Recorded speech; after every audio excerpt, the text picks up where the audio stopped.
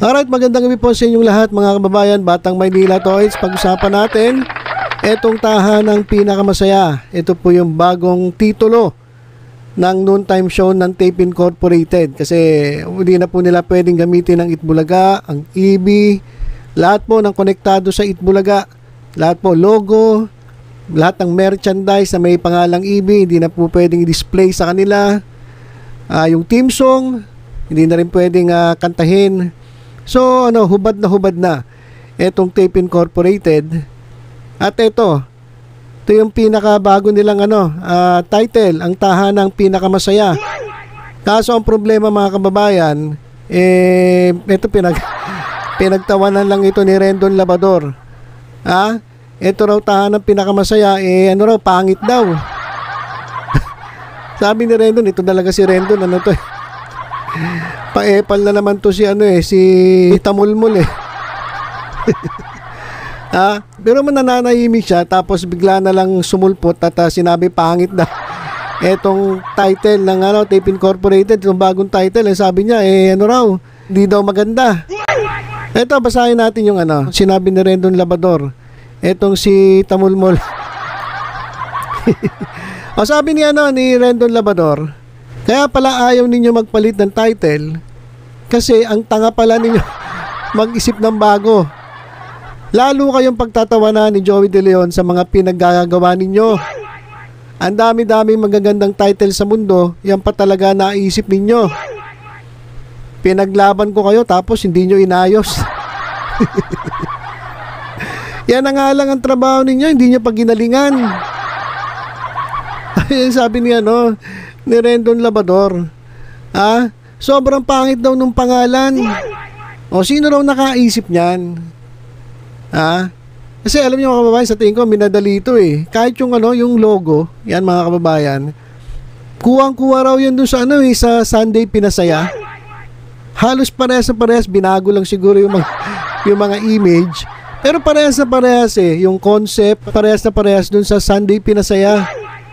Kaya parang hindi pinag-isipan, sobrang pangit ng pangalan. Sino nakaisip niyan? Tagline tawag dyan, hindi title. Galit tuloy si Rendon Labrador sa inyo. Ang tatangan nyo raw.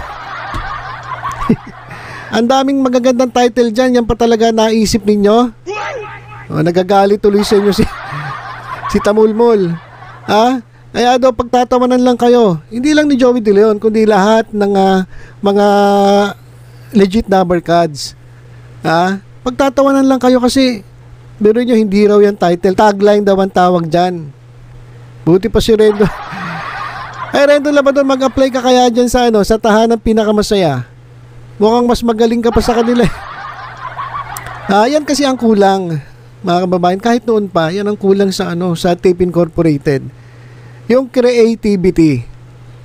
Yung creativity, yan po kasi ang wala Sabi nila, etong TBJ, matatanda na raw ang TBJ.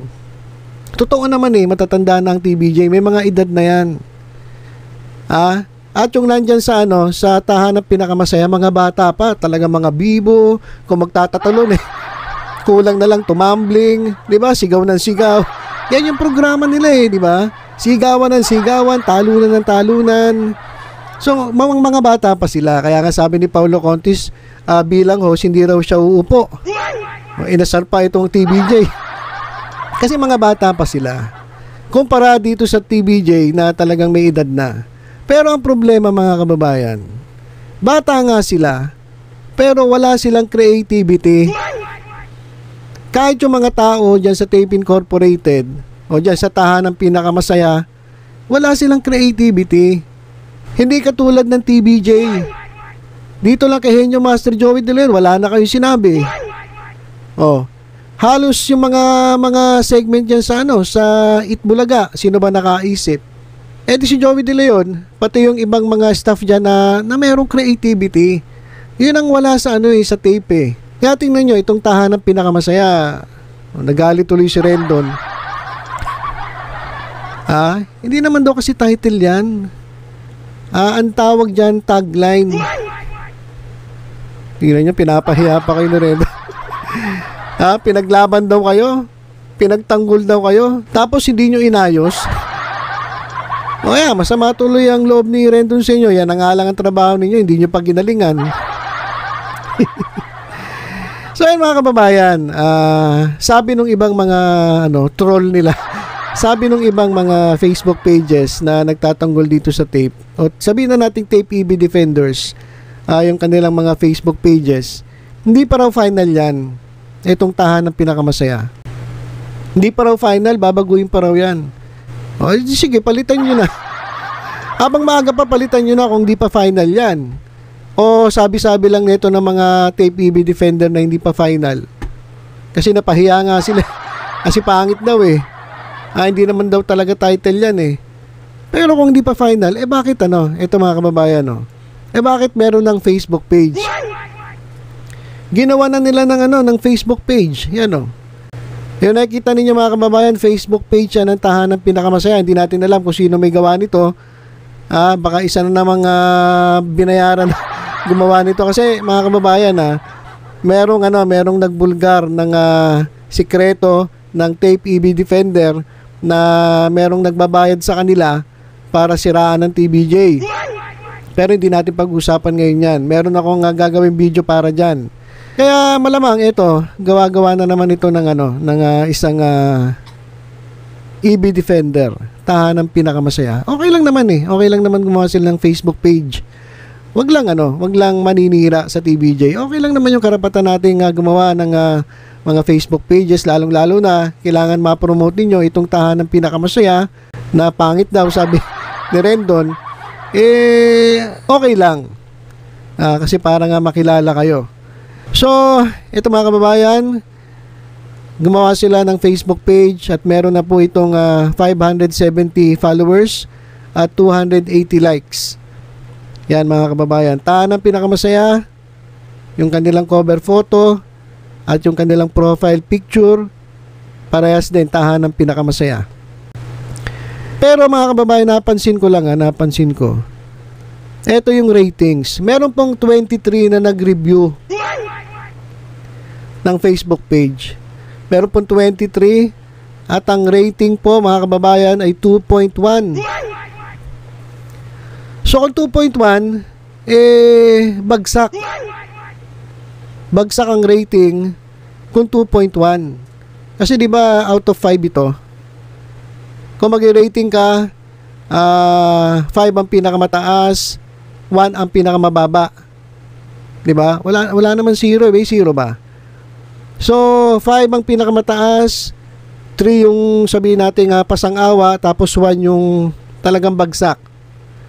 Parang ganoon yan Pero dito kung titingnan ninyo, ito lang yung tinatanong. Do you recommend tahanang pinakamasaya? Kapag pumunta kayo sa sa review, ito yung bubungad sa inyo. Nire-recommenda nyo ba ang tahanang pinakamasaya? Eto, may mga nag-review.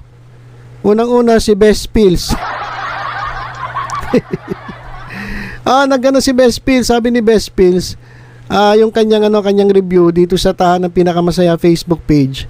Sabi niya, authentic and branded show. Sabi ni Best Pills. Authentic daw and branded show. Bahala si Best Pills yan. Tapos ito, merong iba mga kababayan. Tingnan nyo na lang sa screen, hindi ko nababanggitin yung pangalan. Recommended, ang tahanang pinakamasaya ng isa nating kababayan. Fun and fresh, great to have a new option in noontime. It's a positive sabihin, dugtungan na lang natin. It's a positive way to have many options for everyone to watch. Ayan, sabi ng isa nating kababayan. Pero meron din ang dami ring mga nagsasabi, katulad nito.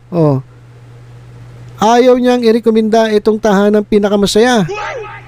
Bakit? Tahanan ng tape bulagta, tape butata, fake bulaga, kansilado at tsugi ng batas. Grabe ka naman magsalita, Brad. Hindi niya nare-recommenda ang tahanang pinakamasaya dahil nga, ayan, basahin nyo na lang, all caps. Kapag ganyan all caps, galit na galit yan mga kababayan. At ayaw niyang irekomenda itong tahanang pinakamasaya. Ito pa. Ayan mga kababayan, basahin nyo na lang yung pangalan. Yan. Doesn't recommend tahanang pinakamasaya. Bakit daw? Paulo Contis is not a good influence to the children. Sad to say.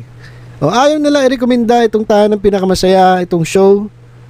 Dahil hindi raw ito magandang impluwensya sa mga kabataan.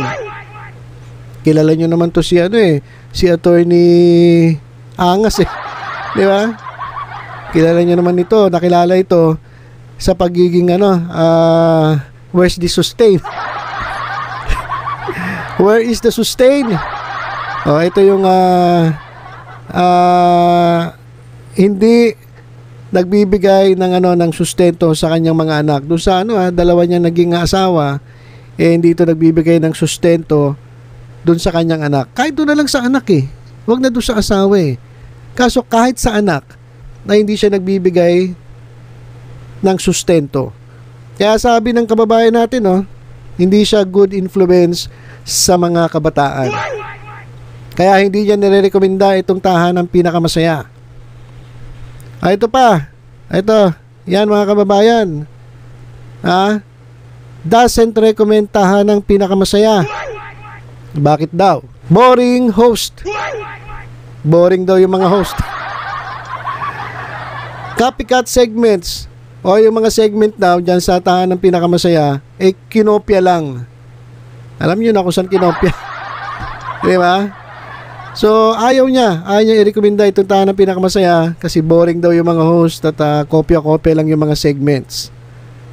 Meron din naman itong kababayan natin yan na nire-recommenda ang tahanang pinakamasaya at all the best and success, sabi niya. At ito pa yung kababayan natin na isa. Ayan mga kababayan, ayaw niyang i-recommenda ang tahanang pinakamasaya. Bakit? My middle finger goes to this crap. Wag na to. Basta alam niyo naman ibig sabihin yan, di ba? Kumbaga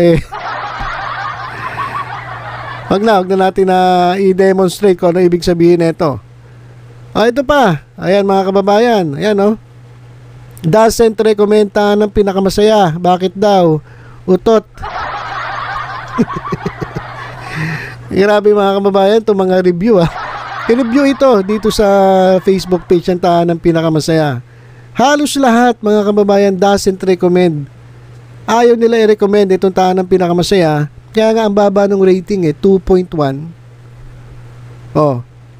Good thing sumunod kayo sa utos ng korte. By the way, it's showtime, we'll take it soon. Ayan ang usap-usapan. Yung pwesto ngayon ng tahanang pinakamasaya o TP. TP na lang. Kasi pag binabanggit natin yung tahanang pinakamasaya, nalulungkot ako Sabi nga nila doon, ang pangit daw So TP na lang, TP. Thinking Pinoy. TP. Ito pa. Yung pwesto raw ng TP sa GMA baka kunin ng It's Showtime. Pero hindi po yan sigurado. Kumbaga chismis lang ng mga marites siya. Mas gusto ata nila na sa GMA malipat ang It's Showtime at etong TP ay doon na sa sa GTV.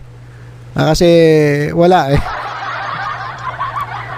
mas gusto nilang It's Showtime ang mapanood nila diyan sa GMA.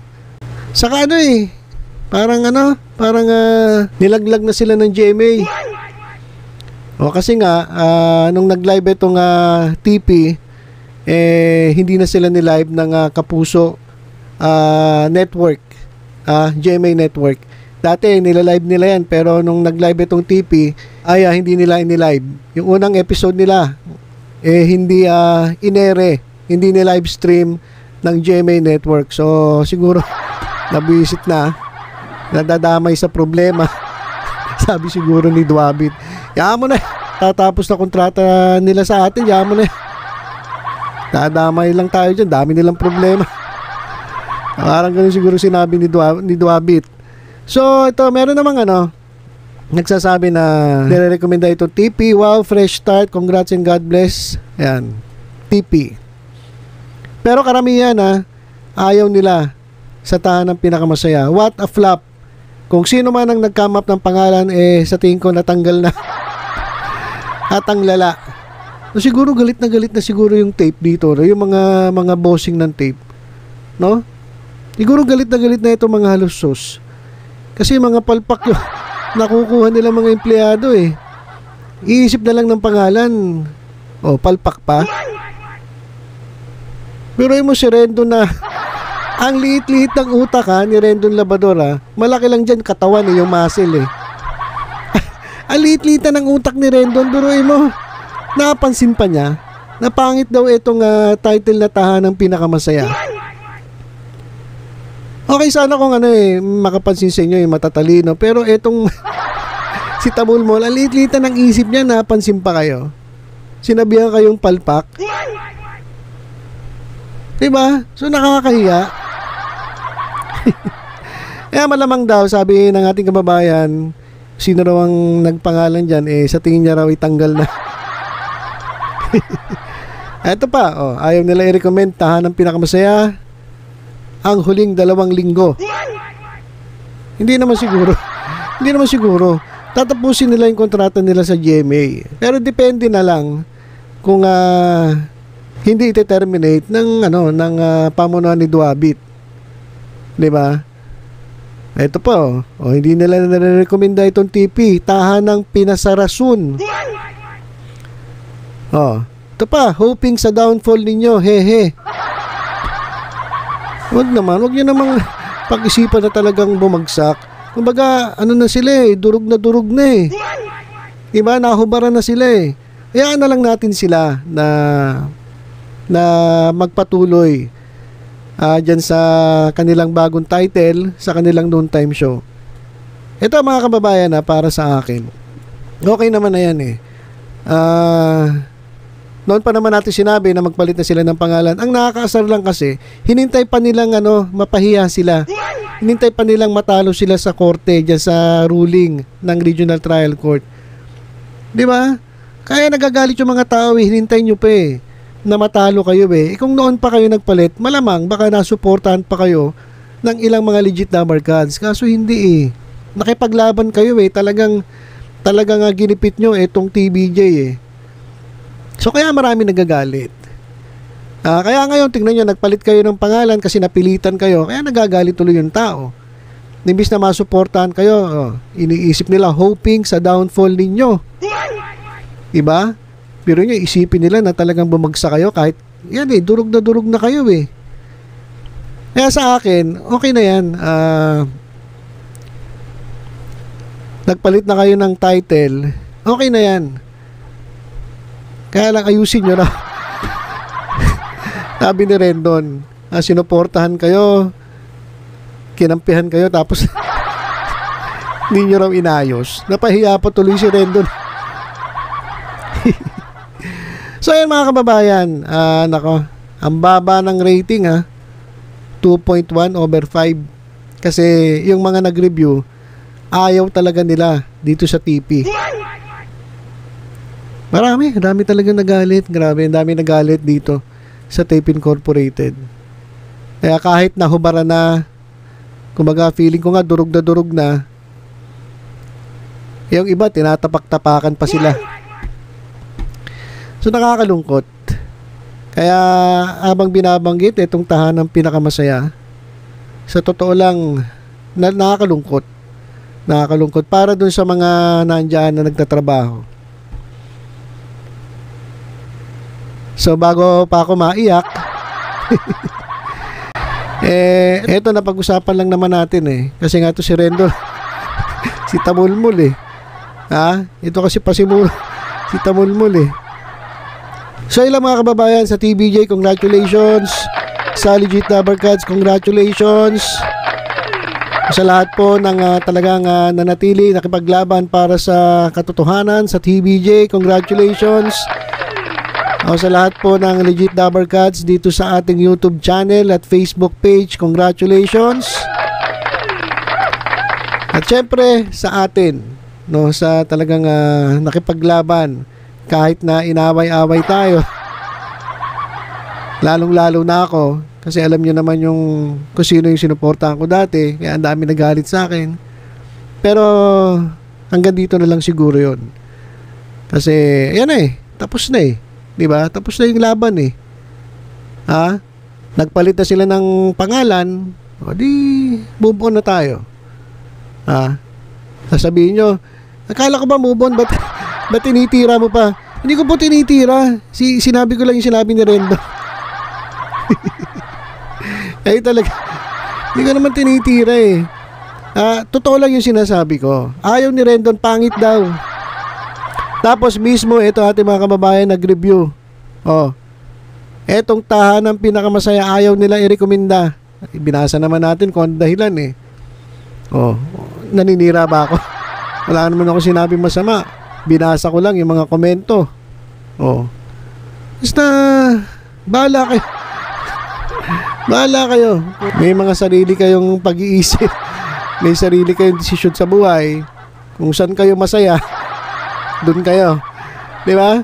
So, yun lang mga kababayan. Tutok-tutok lang sa Batang Maynila Toys. Sa iba pang updates, ingat po tayong lahat. God bless.